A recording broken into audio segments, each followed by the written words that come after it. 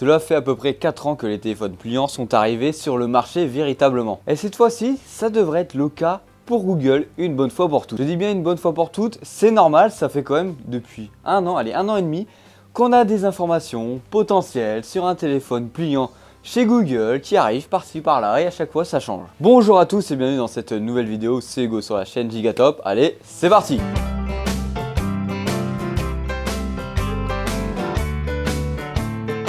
Avant d'aller plus loin, comme d'habitude, n'hésite pas à t'abonner, à liker et à mettre un petit commentaire pour donner ton avis sur le sujet de la vidéo et sur le produit en lui-même. Allez, on va dire très grossièrement, pendant un an, on a eu plusieurs designs pour ce téléphone. Le Google Pixel Fold ou le Google Notepad, on ne sait toujours pas comment il va s'appeler. On a eu un design qui se rapprochait du Pixel 6, maintenant on a un design qui vient de sortir par le leaker OneLeak.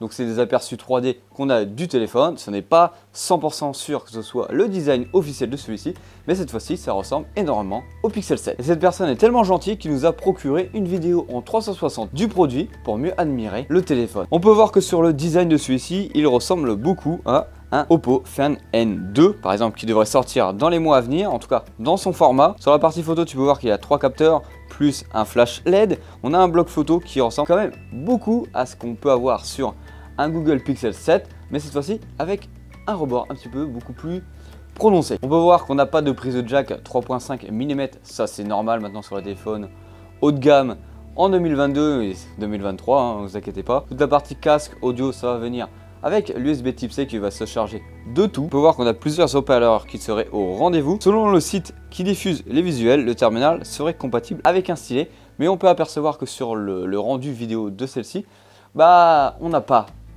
comme pour le Fold 4, un petit trou pour venir le loger. Donc ça semble être un accessoire possible à côté du téléphone, mais on ne voit pas pourquoi Google ne sauterait pas sur l'occasion pour concurrencer directement le Galaxy Z Fold 4 avec un stylet. Et pour vous dire, c'est vraiment pratique quand même. On peut voir que les tiroirs pour la carte SIM seraient situés sur le bord inférieur de l'écran externe. On peut voir que sur l'écran interne, on a quand même des petits bords épais noirs, ça se voit vraiment beaucoup par rapport à d'autres téléphones pliants à l'heure actuelle comme des Xiaomi, des Oppo, des Samsung.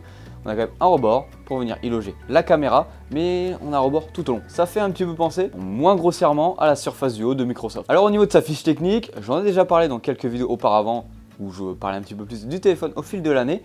On n'a pas énormément évolué sur le sujet, mais très grossièrement, l'écran externe ce sera quoi? Une taille de 5,79 pouces. L'écran interne fera l'effigie d'un écran de 7,6 pouces. On serait sur des dimensions de 158,7 par 139,7 par 8,3 mm. Alors les 8,3 mm, c'est en comptant bien sûr la petite bosse de l'appareil photo. On aura bien sûr la puce maison de chez Google, la Tensor G2, accompagnée de 12 Go de RAM. Alors qu'est-ce qu'on sait sur les couleurs qui seront disponibles à la sortie de celui-ci? On a quoi? La couleur noire et la couleur silver. Voilà, c'est un peu dommage, on aurait pensé quand même que Google pourrait faire beaucoup plus de diversité dans ses couleurs, surtout à son habitude. Alors le lancement de ce produit, c'est quand? Dans la théorie, ça devait être à la présentation, à leur dernière conférence qui a eu lieu il y a quelques mois. On n'en a pas eu plus que ça sur le sujet. Pourquoi pas à la prochaine Google I.O. qui se déroulera en mai. Alors qu'est-ce que tu penses de ce téléphone? N'hésite pas à me le mettre en commentaire. Si c'est son design final, es-tu heureux qu'il ressemble à ça? Et seras-tu pour aller directement sur ce téléphone-là, plutôt Samsung qu'un Oppo, d'un Xiaomi, d'un Vivo ou d'un Huawei? Allez, c'était Hugo sur la chaîne Gigatop, n'hésite pas à t'abonner, à liker. Allez, bisous!